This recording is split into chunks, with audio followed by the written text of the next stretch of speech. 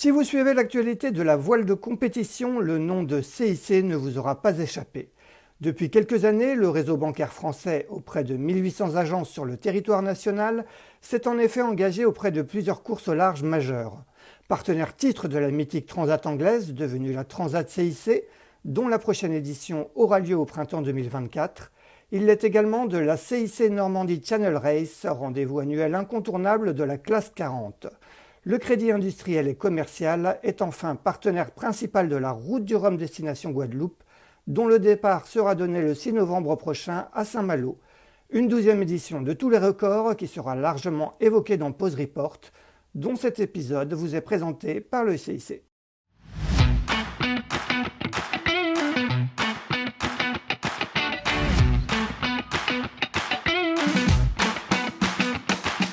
Bonjour, vous écoutez Pause Report, le podcast qui décrypte et analyse chaque semaine l'actualité de la voile de compétition. Pause Report est produit par Tip & Shaft, le média des professionnels et des passionnés de voile de compétition. Tip & Shaft, ce sont 2 newsletters hebdomadaires en français et en anglais, des podcasts, des formations, un studio de production de contenu, une plateforme de vidéos à la demande Sailors, ainsi qu'un festival du film que vous pouvez retrouver sur tipandshaft.com. Je suis Axel Capron et je vous souhaite la bienvenue dans Pause Report. Bonjour à tous et bienvenue dans ce 91e épisode de Pause Report, le podcast hebdomadaire de Tip & Shaft qui explique, décortique, décrypte et analyse l'actualité de la voile de compétition sous toutes ses coutures en compagnie des meilleurs experts. Nous sommes le lundi 17 octobre, il est 18h en France, 19h en Israël où se trouvent nos 3 invités du jour, plus précisément à Sdot-Yam, au nord du pays, où débute samedi prochain le championnat du monde de 4,70, le tout premier disputé dans le nouveau format olympique en double mixte.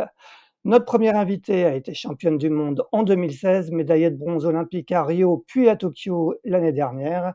Elle est associée sur cette épreuve à son équipier Jérémy Mion. Elle s'apprête à disputer sa toute première compétition de l'année. Moins de 5 mois après avoir donné naissance à son deuxième enfant, une petite fille, vous l'aurez reconnue, il s'agit de Camille Lecointre. Salut Camille. Salut. Notre deuxième invité représentera lui aussi l'équipe de France lors de ce championnat du monde avec l'ancienne équipière de Camille, Aloïse Retornaz, auprès de laquelle il a pris en septembre la 4e place du championnat d'Europe. Il s'appelle Hippolyte Macchetti. Salut Hippolyte. Salut. Et notre troisième invité est le coach de cette équipe de France de 470, série dont il a lui-même été sacré champion du monde en 1998, avant de disputer 2 fois les JO en 2000 à Sydney et en 2004 à Athènes. Il s'agit de Gilda Philippe. Bonsoir Gilda. Bonsoir. Eh bien, madame, messieurs, avant d'évoquer l'actualité de la semaine, donc ce championnat du monde qui va débuter samedi en Israël, on va peut-être faire un retour en arrière et on va commencer par toi, Camille. Comme je l'ai dit en introduction, tu as décroché à Tokyo, à Rio d'abord et à Tokyo, des médailles de bronze olympiques. La première en 2016 avec Hélène de France, la deuxième il y a un an avec Aloïse Retornaz. Tu avais auparavant terminé 4e à Londres avec Mathilde Géron. Est-ce que l'envie de repartir sur une nouvelle Olympiade s'est vite imposée pour toi? Bah oui, complètement. Pas longtemps après les Jeux, j'avais déjà envie de rempiler. Je prends toujours autant de plaisir à naviguer, donc bah, pourquoi arrêter, quoi. Ouais, est-ce que c'est cette envie de rempiler, est-ce qu'elle était liée au résultat de Tokyo ou de toute façon, avant même les JO de Tokyo, tu t'étais dit que tu avais envie de repartir pour l'échéance de Paris 2024? Oui, je pense que les Jeux de Tokyo, ils sont pour quelque chose. Moi, je suis repartie de là-bas quand même avec une petite frustration de pas avoir été chercher mieux que le bronze. Donc, forcément, c'est un petit moteur pour repartir sur une Olympiade et puis aller chercher encore plus haut, quoi. Aller chercher l'or, j'espère. Ouais, forcément, le lieu, Paris, du moins Marseille en l'occurrence, les Jeux de Paris, le fait que ça soit des jeux à la maison, ça a forcément beaucoup joué aussi. Exactement, parce que si je voulais à la fois concilier ma vie de famille et puis le fait de repartir sur une Olympiade, c'est sûr que ça a pesé énormément dans la balance que les Jeux soient en France. Je pense que si ça avait été à l'autre bout du monde, j'aurais certainement jeté l'éponge, mais Là, c'est vrai que ça, voilà, ça donne une motivation supplémentaire et puis en termes de logistique, on va dire que c'est aussi beaucoup plus simple et certainement moins fatigant d'avoir les jeux bah, dans son pays, quoi. Ouais, c'est la première fois du coup que le format change du coup avec, jusqu'ici vous disputiez les 4,70 côté femmes avec une épreuve aussi masculine. Là, c'était un format, double mixte. Comment s'est passé un peu ton choix d'équipier? J'imagine qu'il y avait pas non plus, énormément de choix. Comment tu as fait ton choix? Est-ce que tu l'as fait en concertation, j'imagine avec Gilda? Raconte-nous un petit peu comment ça s'est passé. Bah, c'était au départ sans Gilda, hein. C'est souvent Ouais. des choses qu'on décide entre nous au départ. Bah, avec Jérémy, voilà, on en parlait déjà un petit peu avant les Jeux de Tokyo. On savait que quand la série passerait mixte, peut-être que bah voilà, ce serait le moment de faire équipage ensemble. Après, moi, j'avais quand même une condition prioritaire, c'était que bah, c'était d'avoir un deuxième enfant, donc ça a un petit peu mis sous condition la reprise avec Jérémy, mais ça, il l'a très bien compris. Et puis, bon, bah, la nature a été bien faite, donc j'ai pu reprendre assez rapidement et dans les temps. Donc, mais voilà, le fait de faire équipe avec Jérémy, c'était ouais, voilà, c'était plutôt assez évident. C'était même lui ou on va dire personne d'autre.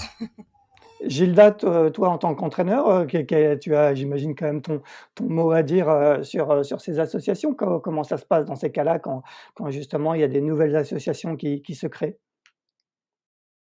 Écoute, c'est vrai que on en parle quand même beaucoup, on anticipe un peu tout ça. Maintenant, ça reste quand même le choix du barreur ou de l'équipier de repartir avec quelqu'un d'autre, hein. Il faut que eux ils le sentent et que voilà, ça vienne d'eux, quoi. Quelque chose qui serait imposé et puis ça va dans tous les domaines, dans ce qu'on essaye de travailler.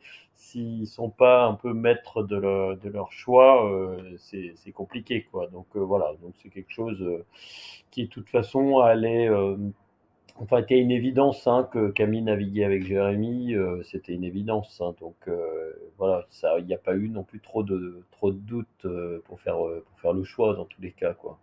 Ouais, ouais.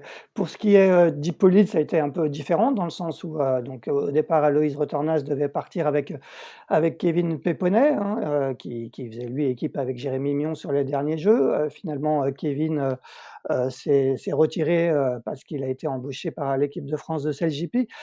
J'imagine avec toi, Gilda, vous avez quand même étudié la faisabilité de la chose. C'était pas compatible du tout qu'il puisse continuer, sa prépa olympique, tout en faisant, du SailGP? C'était son choix? Comment ça s'est passé exactement? Ah, c'est vrai que nous, côté entraîneur, bon, avec le directeur de l'équipe, hein, on voyait la chose quand même très très très difficilement, quoi, de pouvoir cumuler les deux. Donc nous, on était persuadés qu'à un moment, ça allait pas le faire, quoi, hein. En termes de quantité d'entraînement, ça allait pas être suffisant sur le 4-7, que le CLGP allait vraiment lui prendre trop de temps. Maintenant, Kevin, il pensait, sans connaître non plus le CLGP et les entraînements qu'il y allait avec, que ça pouvait être jouable. Alors c'est vrai qu'aujourd'hui, il y a l'Espagnol qui est médaillé olympique, qui fait les deux en même temps, mais c'est vrai que ça semble quand même quelque chose de compliqué, quoi. Donc bon, on a commencé quoi avec l'équipage Kevin et Aloïse, mais rapidement Kevin il s'est rendu compte que de toute façon les dates allaient se, se chambouler, donc c'était compliqué de mener les deux projets voilà en parallèle, c'était quasi impossible, quoi. Donc à un moment Kevin a dit bon bah désolé, là, malheureusement, on va pas pouvoir continuer, bien que j'aurais bien voulu le faire, mais voilà. Donc bon, il a tenté et puis il a vu que de toute façon c'était un peu trop ambitieux de faire les deux, quoi. Donc voilà, pour l'instant, CLGP ça se passe super bien, donc c'est très bien pour lui.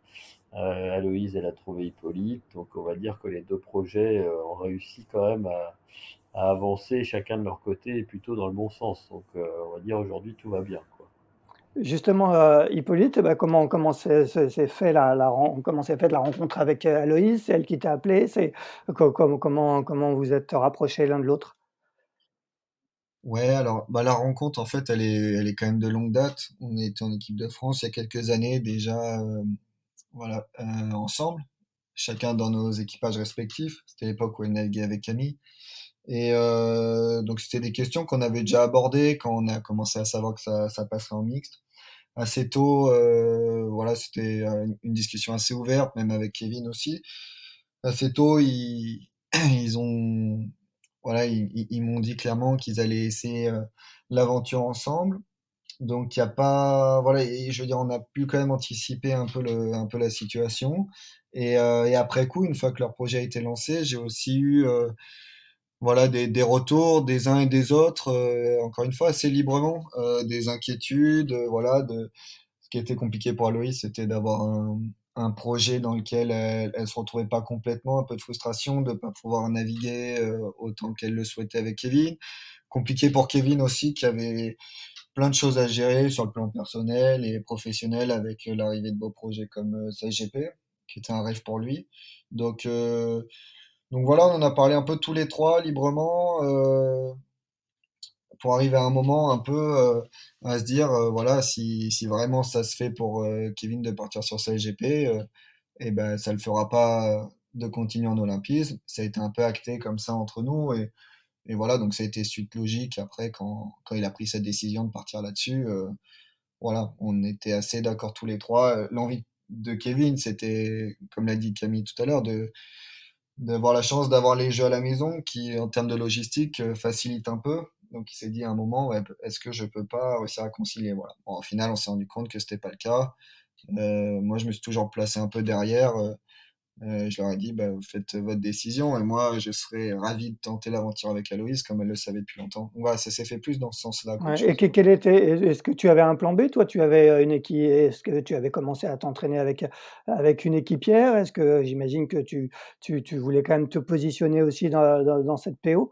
Oui, bien sûr. Je m'étais relancé en fait juste avant avec une équipière.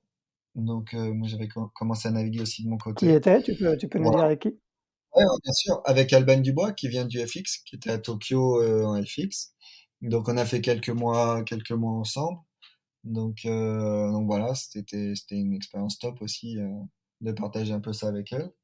Voilà. Et, et Donc, avec Aloïs, du coup, vous avez commencé à vous entraîner quand et comment ça s'est passé les débuts? Est-ce que c'est compliqué? Toi, tu as navigué pendant des années et des années avec Sidoine Dantès quand c'était en compétition masculine. Est-ce que c'est compliqué de repartir de zéro avec un partenaire et là, en l'occurrence, une partenaire? ouais, franchement, ça a été un petit peu dur dans le sens où j'ai été super excité par ce nouveau projet. Après, ce qui était compliqué, c'est que Aloïs venait de terminer troisième à Palma. Moi, c'était aussi un chamboulement de me dire de repartir sur un autre projet, donc troisième avec Kevin. On savait que si on voulait reprendre ensemble, fallait pas non plus tarder de trop. Donc voilà, on a fait le pari un peu de partir direct ensemble sur la SOF à hier, la semaine olympique française. Et donc on est vraiment arrivé là-bas sans entraînement, quoi. On a remonté un peu le bateau avec un peu chacun de nos affaires en arrivant là-bas. On a fait une ou deux naves, puis on est parti sur la SOF, qui s'est super bien passé. Donc ça a été génial pour nous, pour acter déjà certaines choses. Bah, déjà le fait de savoir que ça peut fonctionner et que on prend du plaisir à naviguer ensemble, qui était quand même la première chose. Et voilà, donc non, en fait, on s'est un peu lancé dans le grand bain direct. Et voilà quoi, on a fait un peu les choses à l'envers du coup, mais ce qui était pas plus mal. On a pointé du doigt direct plein de choses. Et voilà, puis c'était motivant de voir on a fini deuxième, puis on jouait la victoire jusqu'à la medal race. Donc c'était hyper excitant et voilà quoi, ça s'est fait comme Oui, ça. effectivement, vous terminez deuxième de cette semaine olympique française à hier. Vous êtes entre Camille et Jérémy et toi et Aloïs dans deux configurations différentes, si je ne me trompe pas, dans le sens où toi, Camille, tu barres et toi, Hippolyte, c'est l'homme qui barre. Comment se décident un peu ces configurations et quels sont un peu les atouts et les inconvénients des uns et des autres? On va te redonner la parole, Camille. La configuration, perso, j'ai pas trop le choix de faire autre chose Ouais. que du 4 vu ma taille. Ouais. Donc, je veux dire, la configuration était toute trouvée. Et après, c'est hyper intéressant parce que on voit sur les premiers résultats, on voit que c'est assez partagé. On pourrait penser que enfin voilà, on pourrait avoir des schémas comme quoi peut-être que le équipier masculin c'est peut-être mieux que équipière féminine parce que bah, du fait de la taille, du gabarit, etc. Et au final, on s'aperçoit que ben dans les différentes conditions, chaque équipage a son avantage et donc pour le moment, il ressort pas vraiment on va dire, de config mieux qu'une autre, quoi. Voilà, je pense que Ouais, ça dépend. quand tu parles de conditions, quels sont un peu peut-être un peu les atouts et les inconvénients par exemple de votre format à vous avec Jérémy selon ces conditions, dans quelles conditions ça marche mieux, quelles conditions ça marche peut-être moins bien? Je dirais déjà, je pense qu'on a on va dire que le couple de rappel est peut-être un peu plus intéressant, on va dire, avec Jérémy sur le câble, quoi, parce que bah voilà, il est plus grand, plus costaud. Voilà, donc ça c'est peut-être un avantage. Après, ça a ses inconvénients aussi dans des airs plus légers, quoi. Dans du petit temps, ça peut être peut-être plus problématique et voilà. Puis après, ben, je pense que moi à la barre par rapport aux barreurs masculins, bah, je pense que peut-être que moi dans les flottes féminines, il y avait peut-être moins de densité de bateaux, etc. Donc peut-être que ça pourrait peut-être me jouer des tours, je sais pas encore. Après, voilà, nous on n'a pas encore régaté, donc on sait pas du tout. Ça va vraiment être une grosse surprise pour nous et on est encore vraiment un peu en mode bah, observation, quoi. Gilda, quand tu regardes un peu toutes les équipes sur le plan d'eau, est-ce qu'il y a une configuration qui a pris le pas sur une autre ou c'est assez partagé? Pour l'instant, c'est très très ouvert, hein. C'est vrai qu'on est vraiment encore sur le début de l'Olympiade, hein, donc pour l'instant, il n'y a pas vraiment de configuration qui sortent, hein. On va dire que voilà, ceux qui sortent, c'est les meilleurs qui étaient déjà dans les 5 premiers aux mondiaux, que ce soit hommes ou femmes, voilà, sur la dernière Olympiade. Maintenant, non, non, ça reste super super ouvert, donc voilà, on peut penser, mais voilà, on s'est tellement trompé sur ce qu'on avait prévu des fois par rapport au gabarit sur d'autres supports qu'il faut rester vraiment hyper voilà, vigilant là-dessus, mais on sait vraiment pas ce qui va se passer. Mais c'est vrai que les premières pensées qu'on aurait, c'est voilà, un garçon au trapèze au-delà de 15 nœuds, c'est peut-être mieux, et puis une fille au trapèze en dessous de 15 nœuds, c'est peut-être mieux, quoi. C'est les configurations qui pourraient paraître évidentes, quoi. Mais maintenant, je pense que le 4-7, c'est un bateau tellement complet et tellement complexe que voilà, on peut tout réussir à faire avec même des gabarits différents parce qu'on peut quand même adapter voilà, les dérives, les mâts, les voiles, les coques même. Donc voilà, donc faut rester assez ouvert là-dessus et c'est vrai que pour l'instant il n'y a pas vraiment de formule qui sort avec une évidence, quoi. Hippolyte, quel est ton sentiment toi sur la question? Toi, tu as plus navigué que Camille, hein, parce que vous avez fait l'intégralité de la saison. Quels sont un peu les retours que tu peux nous faire, toi? Ouais, j'ai un petit peu plus navigué, c'est vrai, mais ouais, c'est une question qu'on se pose beaucoup.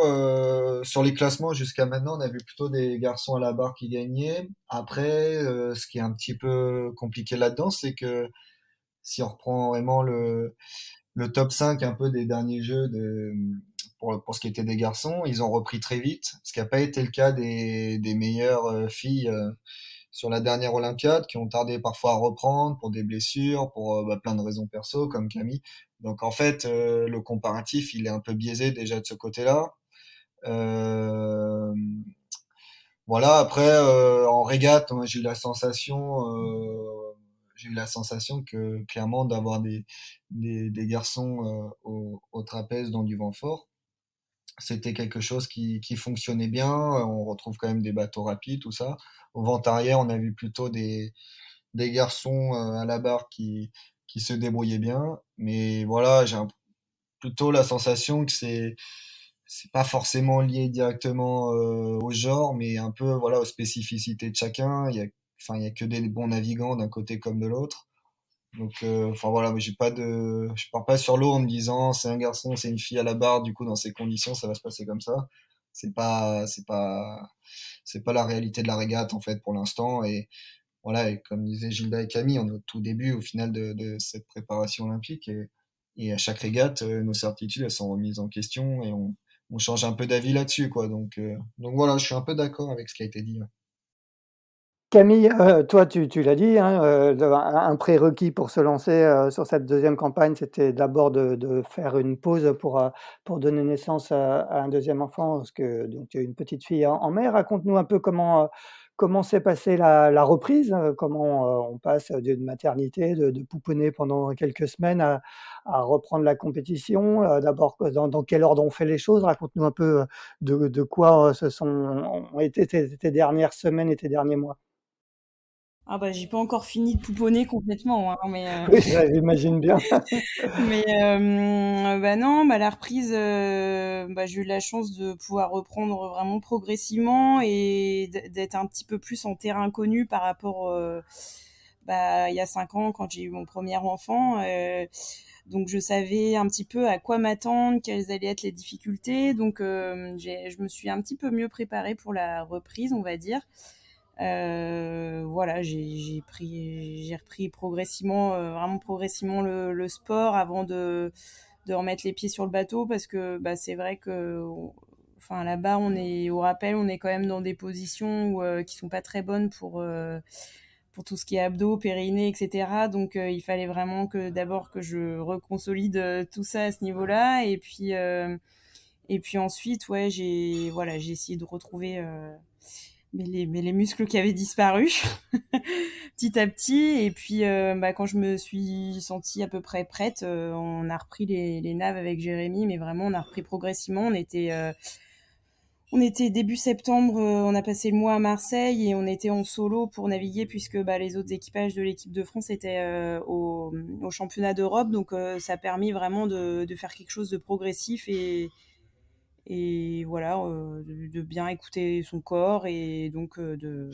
voilà, en tout cas, j'ai pas eu de blessure jusque-là, donc c'est plutôt bon signe et voilà. Après, je suis pas encore, je suis pas encore revenue à la forme optimale, mais en tout cas, déjà, j'ai senti des bons progrès, on va dire, sur ces 2 mois depuis que j'ai repris. Ouais, avant de t'arrêter, tu avais déjà fait des premiers tests avec Jérémy ou vous aviez pas du tout, navigué ensemble, avant de recommencer à naviguer en début septembre? Pas du tout, on n'avait pas fait de test. Bon, déjà, Jérémy était parti sur un projet course au large avec la Transat Jacques Vabre. Donc, le moment où moi j'aurais peut-être pu être éventuellement dispo, lui ne l'était pas. Et puis, bon, c'était voilà, on n'était pas pressé. On avait aussi envie de prendre le temps de faire autre chose, lui avec ses projets classe 40 et puis bah moi voilà de faire un petit peu d'autres choses à côté que de naviguer quoi. Donc non, on a pris notre temps. Et toi, tu as fait le choix de t'installer à Marseille? Tu vis à Marseille maintenant ou tu es partagé entre Marseille, la Normandie, je sais pas, où, je crois que tu as quitté Brest, hein, c'est ça? Ah oui, oui, oui, donc bah c'est une décision j'avais prise déjà, enfin qui a mis un petit peu de temps à venir, mais finalement, bah voilà, je me suis dit que c'était quand même, si je voulais réussir à tout concilier, il fallait quand même que j'essaye de regrouper pas mal de choses et le fait de déménager à Marseille, bah, de quitter Brest pour venir à Marseille, bah, ça me permet de voilà d'avoir un petit peu plus d'entraînement à domicile, on va dire et voilà, c'est parce qu'on est quand même tout le temps sinon tout le temps en déplacement et mener une vie de famille comme ça, c'est pas forcément évident. Donc voilà, j'ai choisi la simplicité et puis en même temps, bah, c'est quand même hyper intéressant de naviguer sur le plan d'eau olympique quand même. Ouais, clairement. Hippolyte, toi, de ton côté, tu es installé dans le sud de la France, c'est ça? Oui, c'est ça, à Marseille aussi. Tu es à Marseille aussi et Aloïse, tu rejoint Marseille, elle s'est installée avec toi à Marseille aussi? Oui, Aloïse a pris un appartement aussi à Marseille. Elle a gardé son pied-à-terre à Brest. C'est important pour elle de se ressourcer un peu chez elle. Elle a toujours ses amis, sa famille qui est là-haut. Puis je pense qu'elle affectionne retourner là-bas aussi. Mais ouais, elle passe beaucoup de temps dans le sud pour les entraînements quand même. Ouais, et comment s'est passée du coup l'année pour vous? Tu disais vous avez pris la 2e place de la semaine olympique française hier, en avril. Depuis vous n'avez jamais arrêté de naviguer? Ça a été, une année intense? Raconte-nous un petit peu, comment ça s'est passé pour tous les 2. Ouais, ça a été super dense comme année en 470 avec Aloïse. On a beaucoup navigué cet été à Marseille notamment. L'idée c'était de faire des heures un peu sur le plan d'eau en été parce que les jeux comme on le sait ça a lieu en été, ça sera sur Marseille. Donc on a pris le temps de découvrir le plan d'eau. On a eu pas mal de coach regatta sur place. Donc les coach regatta c'est des régates un peu non officielles qu'on fait entre nous avec les étrangers qui viennent. Donc on a eu la chance d'avoir du beau monde avec nous cet été. On a fait pas mal de ces petites régates et on est parti à la fin de l'été. On est allé un peu à La Haye parce qu'on va avoir notre championnat du monde là-bas, donc en Hollande. Ouais, Et en début septembre, on est parti au championnat d'Europe en Turquie. Voilà, ça a été nos gros déplacements. Et voilà, c'était ça. avec à l'arrivée, une belle 4e place, quel regard, c'est conforme à ce que vous visiez? Non, c'était pas conforme à ce qu'on visait parce qu'on voulait vraiment faire un podium. Mais voilà, on a eu une semaine un peu en dents de scie, on a fait vraiment des super choses. On a eu des passages à vide, on a eu une journée qui était compliquée. Donc je pense qu'après cette journée, finir quatrième, c'était bien. On a gagné en plus la medal race, ça fait deux medal race d'affilée qu'on gagne. Pour l'instant, toutes les medal races qu'on a fait, on les a enroulées en tête aussi. Donc ça, c'est super. C'est des choses qui sont super importantes pour nous de savoir finir un peu dans ces moments, voilà, un peu ces moments de tension pour tout le monde. Donc, euh, donc voilà, vu la fin de la régate, on est content. Après, du résultat général, c'est toujours un petit peu décevant et frustrant de finir quatrième, ça on le cache pas. Bien sûr, ouais, ouais. Gilda, quel est le regard du coach, sur la performance d'Aloïse et Hippolyte, en Turquie? Ouais, bah, c'est vrai que c'est toujours un peu rageant de finir au pied du podium, hein, comme dit Hippolyte. Maintenant, c'est vrai qu'ils sont passés aussi un peu à travers certaines journées où ça a été un peu plus compliqué. Donc, quatrième, finalement, c'est pas une mauvaise performance, hein. Voilà, ils sont pas loin des trois premiers, hein, donc on va dire que tout va bien quand même. Voilà, après, c'est aussi un équipage qui, on va dire, jeune, hein. Ils ont commencé ensemble au mois d'avril, quoi. Donc voilà, là aujourd'hui, le plus important, c'est qu'ils naviguent le plus possible ensemble, voilà, en étant le plus concentré possible en fait sur la tâche, quoi. Mais c'est vrai que là, ils ont besoin d'heures ensemble, de régates ensemble, d'entraînement ensemble, avant de vraiment être calés, quoi. Donc l'important maintenant, c'est de travailler efficacement et on va dire que voilà, quand ils auront passé le cap de la première année ensemble, je pense qu'on aura fait à peu près le tour de toutes les situations.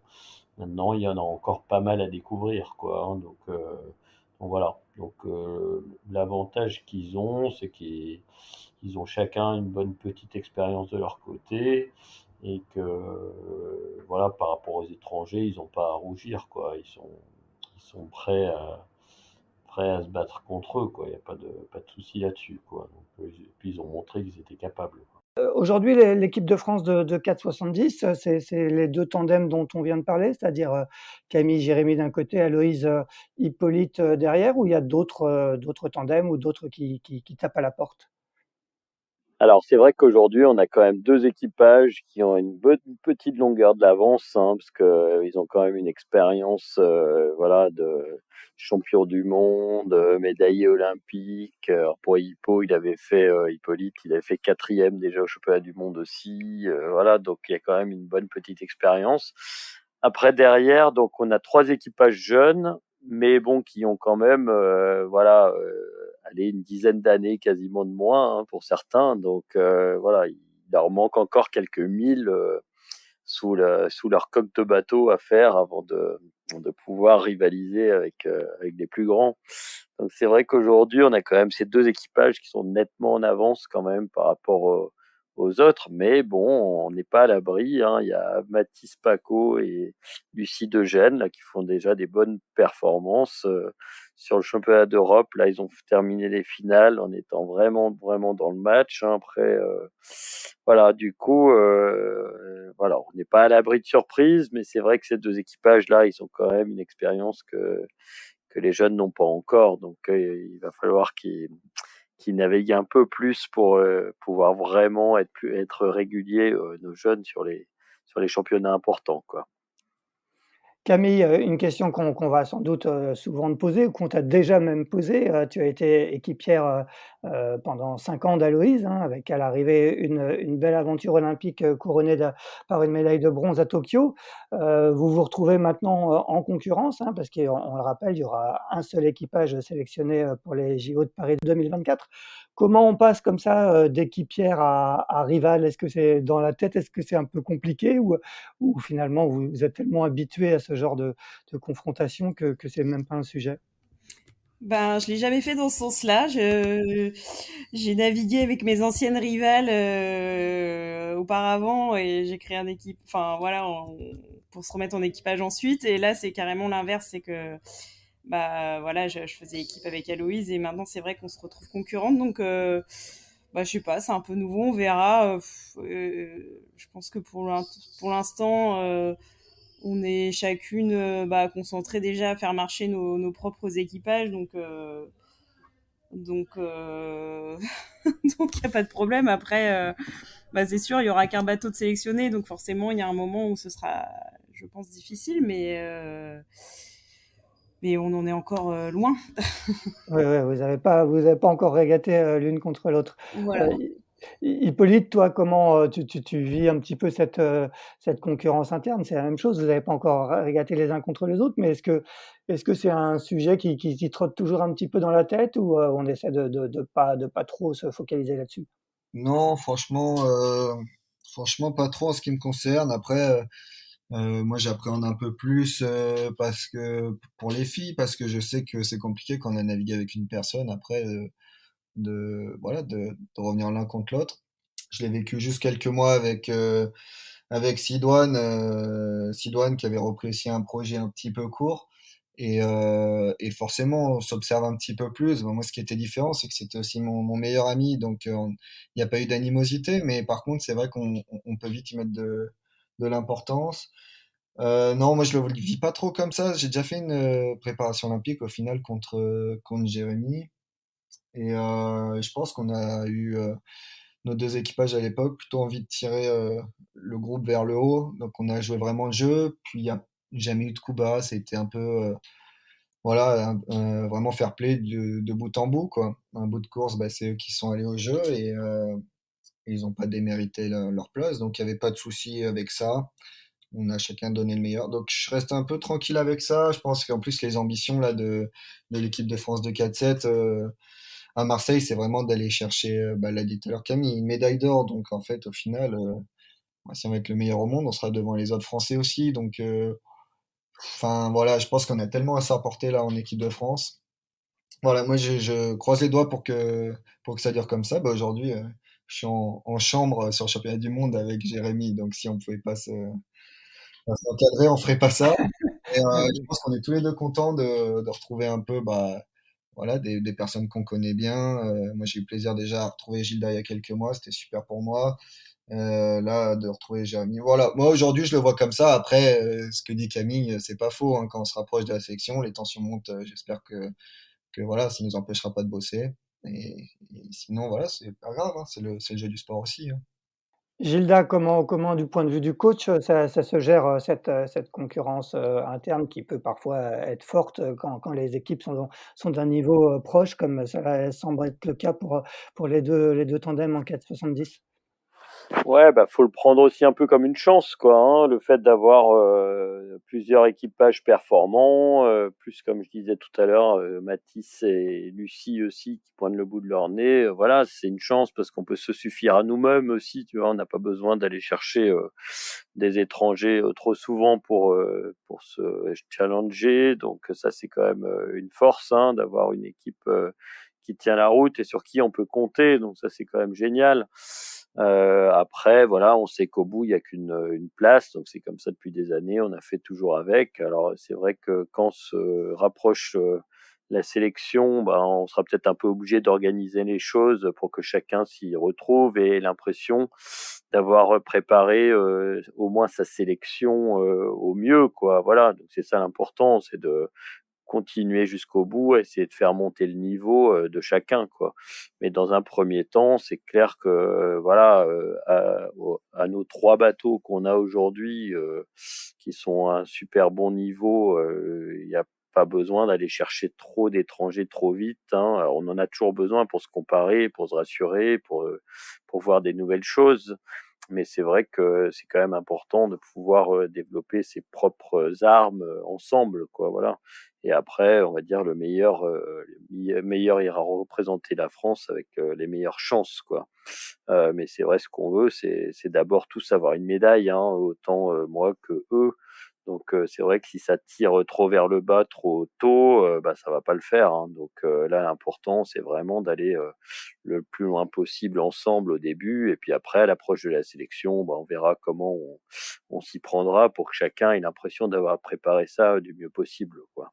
Ouais, Donc il voilà. faut il faut fixer des règles du jeu un petit peu? Est-ce qu'il y a des règles un petit peu qui sont édictées en amont pour faciliter les choses ou ils ont tous quand même pas mal Ouais, d'expérience alors quand même? chacun un peu de la bouteille là-dedans, mais non, non, de toute façon, il faudra qu'on en parle, c'est sûr, pour voir vraiment ce qu'on met en commun et puis ce qu'on garde, chacun. Mais voilà, aujourd'hui, l'aventure, on va dire, des 2 équipages, en équipe de France n'a pas encore vraiment commencé, hein, donc voilà, là, Camille et Jérémy font leur première régate ensemble, donc après le championnat du monde, on verra, voilà, si c'est important de mettre quelque chose en place, et je pense qu'il faudra le faire pour dire voilà, qu'est-ce qu'on met en commun, qu'est-ce qu'on met pas, le programme commun c'est quoi au minimum, et puis voilà quoi. Mmh. Ouais, comment va se passer la sélection? Est-ce qu'aujourd'hui les règles, elles sont connues? Est-ce que vous savez, quand vous allez, vous décider sur quels critères? Je sais que c'est toujours un petit peu secret les critères, donc je suis pas sûr que tu me les do tu me les donneras, mais est-ce qu'on sait à peu près quand, est-ce que par exemple Hippolyte parlait des championnats du monde, World Sailing qui auront lieu l'année prochaine, à La Haye. Est-ce que ça sera le critère il sera là ou est-ce que la sélection elle sera connue après ces championnats du monde? Quel est un peu le tableau de marche? Ouais, c'est vrai que pour l'instant, c'est pas encore décidé, hein, donc on espère en début d'année 2023 qu'on connaisse le mode de sélection. Et comme tu disais, après, c'est quelque chose qu'on garde beaucoup pour nous, pour voilà, essayer d'avoir un petit impact psychologique sur les étrangers. On aime bien laisser ça un petit peu opaque. En général, on se base sur une épreuve de référence, hein, donc ça sera une régate de haut niveau, quoi. Donc, soit un championnat du monde, soit une régate sur lieu des JO, voilà, qui sont régates de référence. Et après, on essaye de reproduire un peu la pression qu'il peut y avoir au jeu, quoi, hein. On a quand même l'impression que depuis qu'on a un petit peu durci les critères en disant, bah voilà, c'est là, il faut être au rendez-vous, il faut être sur le podium, bah, que les résultats aux Jeux Olympiques se sont aussi un petit peu améliorés, quoi. Donc voilà, c'est vrai qu'avant, on avait une petite tendance à être un peu plus large, à se dire bon, ok, là ça a pas marché, mais sur le championnat d'Europe ça a été, sur hier ça a été. Donc voilà, là c'est plus radical. C'est vraiment un objectif qu'il faut réussir.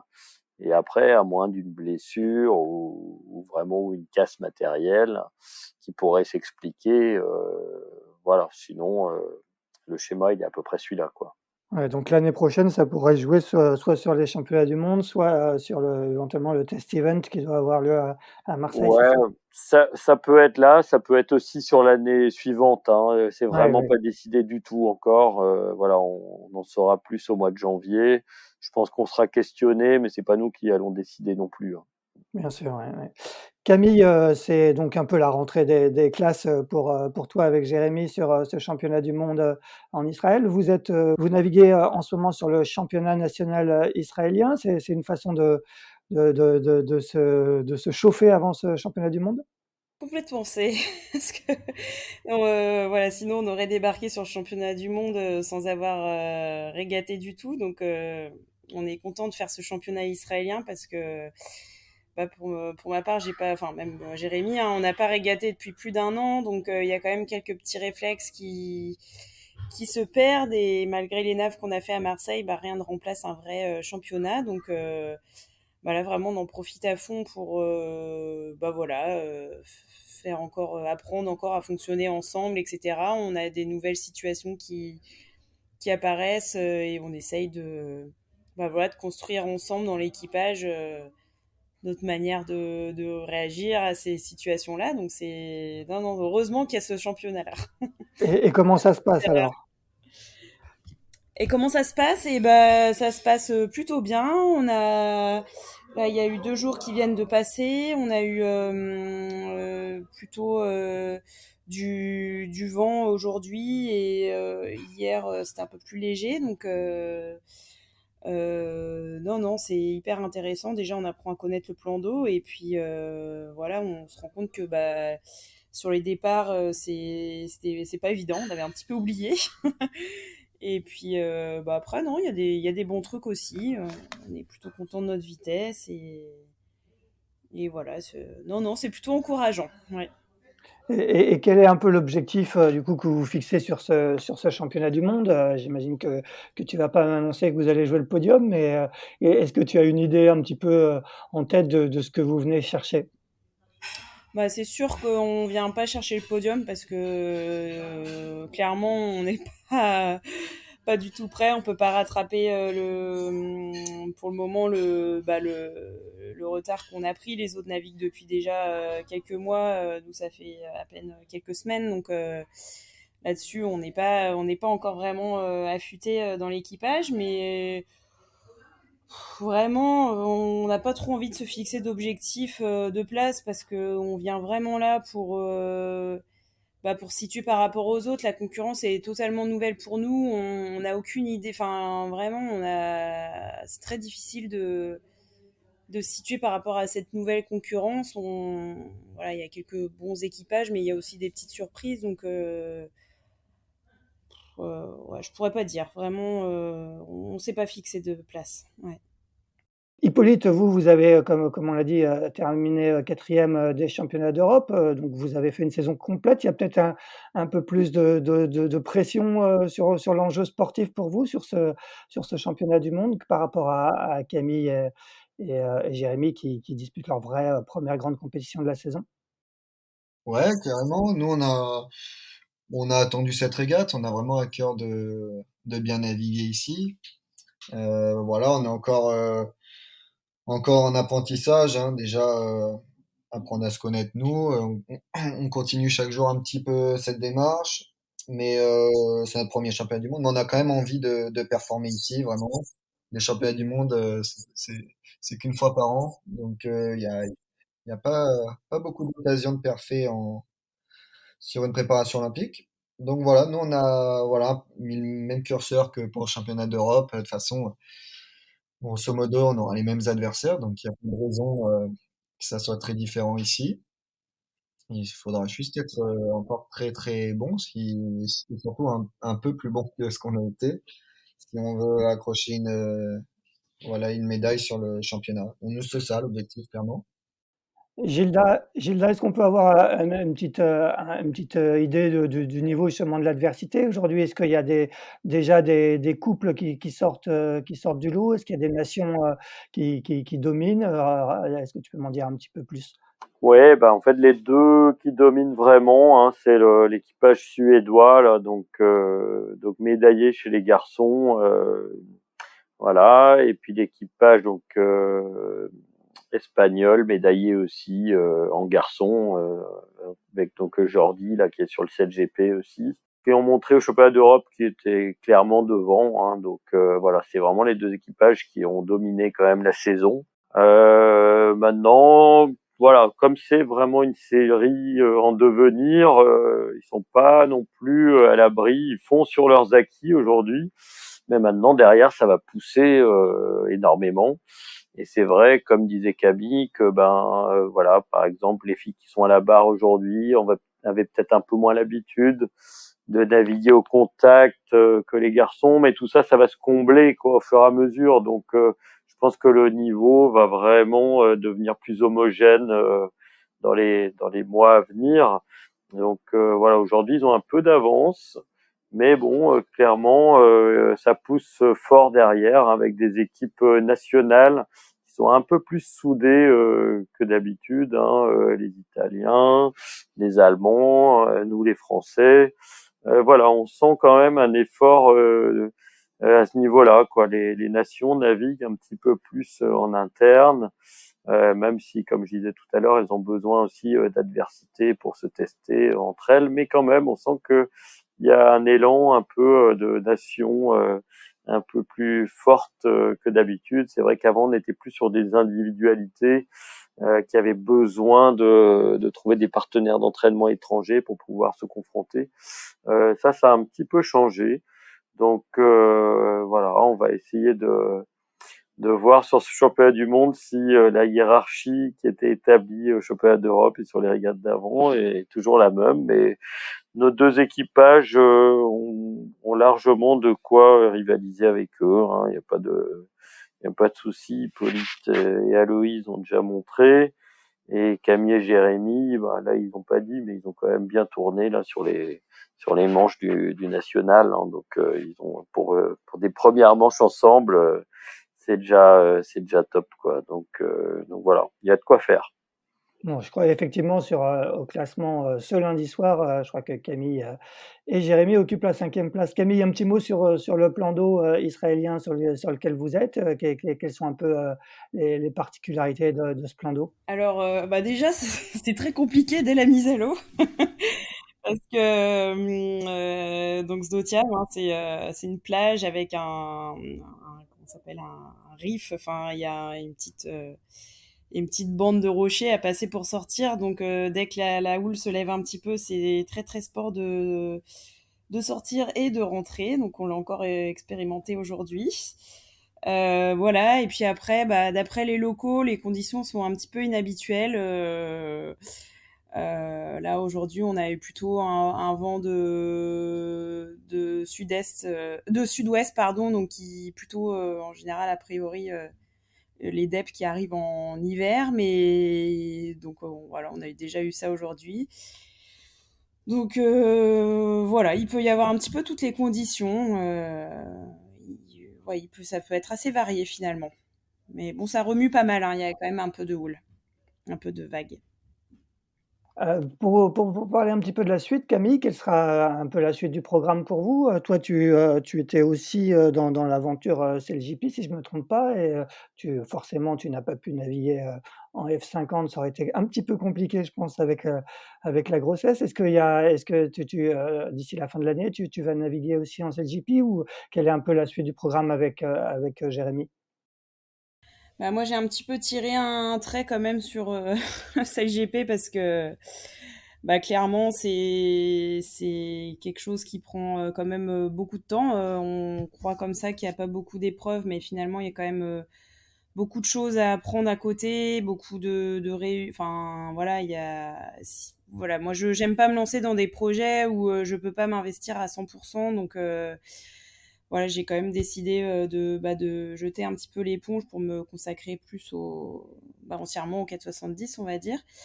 Donc, les prochains mois, ce sera surtout des entraînements à Marseille, on va dire déjà novembre-décembre, et puis après, on va essayer en janvier d'aller retrouver un petit peu des équipages étrangers, histoire de ne pas passer l'hiver tout seul entre Français. Mais voilà, les prochains mois, ça va être entraînement à Marseille.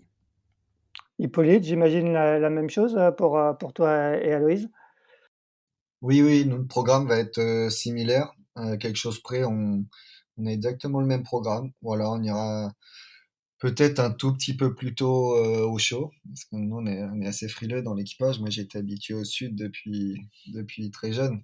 Donc voilà, mais sinon, non, c'est pareil. Ce qu'on disait tout à l'heure, on va essayer de profiter de cette équipe de France au maximum à Marseille. Et voilà, et quand ça deviendra trop compliqué pour les conditions, on ira rejoindre la concurrence ailleurs. Gilda, est-ce qu'aujourd'hui toutes les équipes de France, commencent à se réunir à Marseille? Est-ce que tous les collectifs, toutes les disciplines, sont ensemble? Comment ça se passe? Est-ce qu'on est quand même, on est moins de 2 ans du début, des Jeux olympiques sur ce plan d'eau? Est-ce qu'il commence à y avoir un esprit équipe de France qui se met en place du côté de Marseille? Ouais, ouais, c'est vrai que bon, nous, mais aussi les étrangers, hein, essayent de naviguer le plus possible donc dans la rade. Hein, c'est important que les jeux soient ailleurs. Déjà, on essaye d'y passer pas mal de temps. Donc là, à Marseille, on n'a aucune excuse pour ne pas y aller. Hein, donc là, on essaye d'y aller au maximum. Maintenant, les moments de prédilection pour y aller, c'est plutôt, on va dire, entre le mois de mai et puis le mois de septembre, quoi. Après, les conditions sont quand même assez différentes, mais on va essayer de passer un maximum de temps à ce moment-là. Alors, c'est vrai que les équipages, ils ont bien joué le jeu en se déplaçant là-bas, en prenant des logements là-bas, donc ça, c'est super. Voilà, donc on va essayer de passer quand même un maximum de temps sur place. Là, on était pour l'instant dans la base nautique qui est en pleine reconstruction, donc c'était un petit peu compliqué parce qu'il y avait des travaux en même temps. Mais à partir du mois de janvier, février, là, la base devrait être à peu près finie. Hein, donc voilà, donc là, on aura vraiment des conditions idéales pour mener en même temps l'entraînement, mais aussi tout ce qui est préparation du matériel à terre, quoi. Donc voilà, donc on aura quand même des conditions assez idéales pour préparer tout ça. Et puis voilà, on est prêt à, à préparer tout ça comme il faut. Les autres équipes sur les autres supports, c'est la même chose. Hein. Tout le monde essaye de passer le maximum de temps là-bas. Et la nouvelle équipe de France, on va dire, commence à prendre forme doucement, quoi. Donc là, je pense qu'on aura notre premier regroupement intersérie au mois de janvier. On en a eu un cet été déjà, mais où il n'y avait pas toutes les séries, parce que certains avaient des championnats à côté. Donc là, vraiment, au mois de janvier, ça sera le moment où on sera vraiment tous ensemble pour la première fois, quoi. Donc voilà. Camille, de ton côté, tu disputes, tu prépares tes 4e Jeux olympiques. Tu as vécu le fait de disputer des Jeux dans des pays, étrangers. Est-ce que selon toi, c'est un gros plus, d'évoluer sur son plan d'eau, à domicile? Comment tu l'as vécu, quand tu as été, par exemple, à Londres, à Rio et à Tokyo? Bah, je pense que oui, il y a des avantages à être à domicile parce que bah, voilà, le lieu nous est familier, on connaît bien le plan d'eau mieux que les autres, voilà, tout ça c'est des avantages. Par contre, c'est certain, c'est que enfin, je pense qu'il y a quand même beaucoup plus de pression quand on joue à domicile justement, donc bah ça ce sera voilà, ça ce sera à gérer certainement, voilà, à voir. Et il va falloir travailler le mental encore plus? Ouais, travailler le mental et travailler justement bah, cette situation où on est attendu, on est voilà, il y a beaucoup plus de gens qu'on connaît qui viennent nous voir. Enfin voilà, tout ça, je pense que ça ajoute de la pression supplémentaire aux coureurs. Donc voilà, ce sera certainement à préparer, ouais. Eh bien, très bien. Eh bien, merci à tous les 3 d'avoir répondu à notre invitation, depuis, le nord, d'Israël. On vous souhaite, un très bon championnat du monde qui débute donc, samedi, jusqu'au 29 octobre et avec, si possible, des médailles françaises. Et quant à nous, on se retrouve, la semaine prochaine pour un nouvel épisode de Pause Report qui sera sans doute consacré à la route du Rhum qui approche à grands pas. Merci à tous les 3, bonne soirée et à bientôt. Merci beaucoup. Merci d'avoir écouté cet épisode de Pause Report. N'hésitez pas à nous dire ce que vous en pensez en bien ou en mal et n'hésitez pas à le partager. Si vous souhaitez suivre l'actualité de la voile de compétition, je vous encourage à vous abonner à la newsletter de Tip & Shaft, envoyée chaque vendredi à 17h. Pour vous inscrire, ça se passe sur tipnshaft.com. À bientôt!